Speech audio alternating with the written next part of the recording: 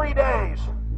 While you try to chart the future of our destiny, we're taking our destiny back. You're not our gods or our masters. We witnessed at least 7 convoys of armed Secret Service entering the Westfield's Marriott, and internal sources confirmed that both candidates did attend at least one meeting inside the conference. While the Bilderberg Group was 100% successful in 2008 at keeping their name out of the mainstream media, they did not fare as well when it came to the exploding independent press. During the entire 2-day event, anti-New World Order protesters and alternative media encircled the hotel.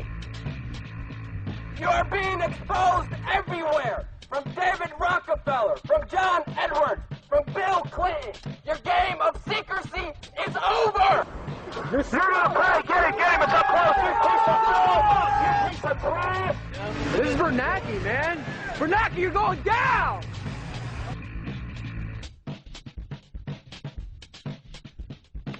Obama, we know you're here, Obama. You cleared your schedule for the next 3 days. We know you're in Virginia. Arch criminals! New World Order scum! We are not your slave scum! Brave Americans came from all over the United States and bullhorned the main conference hall at close range as the global power brokers schemed inside.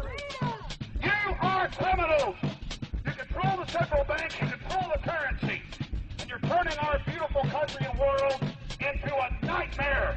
The global elite are desperate to keep their organizational meetings a secret. They are keenly aware that if the population discovers that policy is being developed covertly by powerful special interest, the people will revolt. It is our duty to expose these criminals. It's a criminal act under federal law for federal officials to have private meetings to discuss world policy with non-federal workers.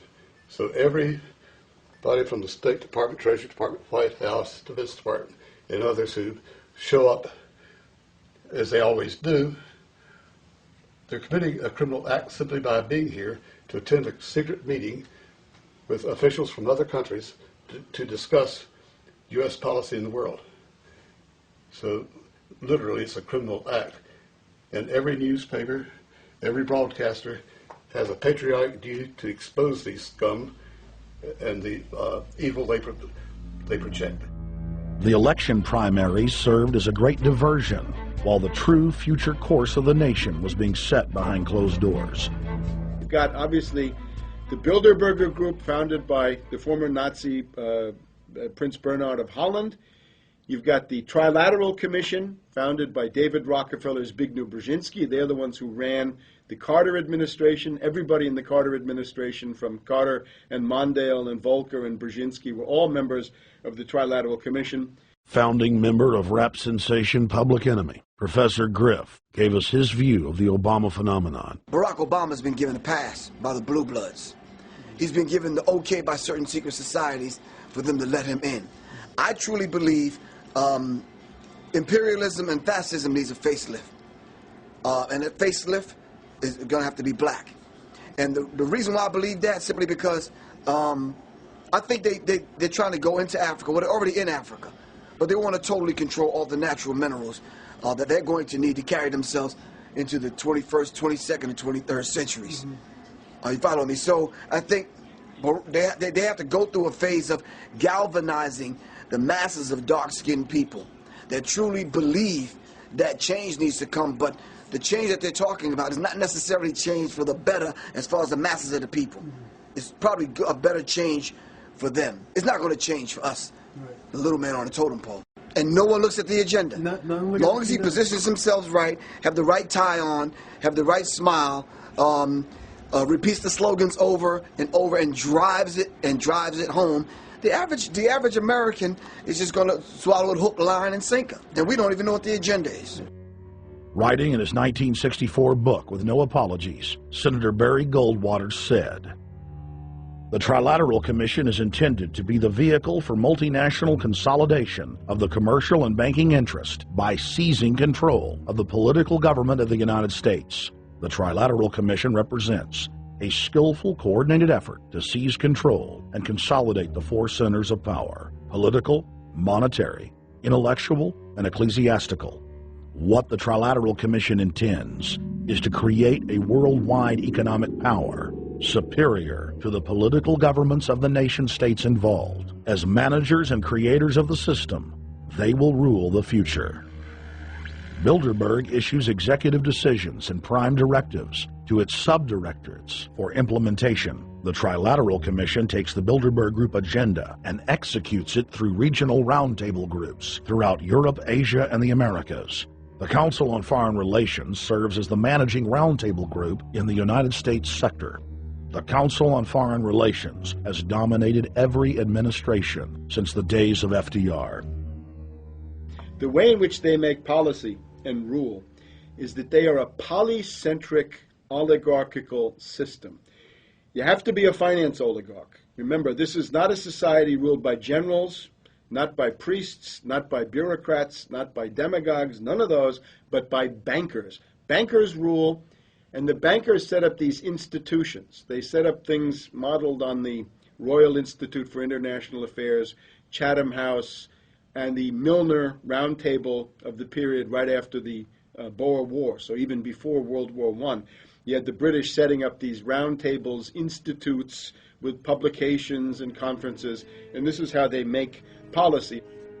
Upon Obama's inauguration, members of the Bilderberg Group, Trilateral Commission, and CFR flooded into every position of power in the executive branch, replacing Trilateral Commission and CFR members who previously filled the positions during the Bush administration. When you look at the U.S. ruling class, you'd have to say that they're a really pathetic bunch of failures and bunglers. They are a miserable excuse for a ruling class. And that's one of the big problems we have, is you go from Clinton to Bush to Obama. What stays the same is the ruling elite that gives these puppets the orders that they act on. And these orders are wrong-headed, let's say, to say the least. They're basically bankrupt. They're going to lead to the collapse of this civilization. What they're doing is using the existence of the United States as a formerly powerful nation-state to act out their Wall Street fantasies of world domination and maintaining their capital structures and maintaining their system of looting. And this can't be done. So the basic question is, they've hijacked our country, and you got to take it back from them. You've got to drive Wall Street out of the government, and at that point, you'd have a reasonable chance of getting back to prosperity and some kind of peace and order in international affairs. We had a chance to speak with economist and author George Humphrey. They have created a power elite. And we're not talking about the millionaire down the street. You can't even be a member of their club unless you're a multi-billionaire. And friends, this is not about rich versus poor. This is about a very, very small handful of the worst criminal element on this planet, manipulating and destroying the good people of this nation and of this world. About this Obama with change. Look at the people he's put in to mastermind the economic recovery. Larry Summers. I love it. Every time they talk about Larry Summers, he's always brilliant. He's another brilliant one.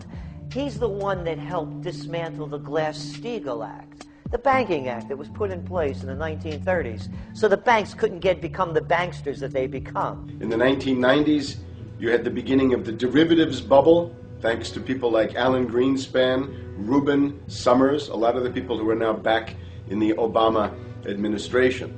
And the derivatives, I think, are the centerpiece of this entire problem today. These are the same people.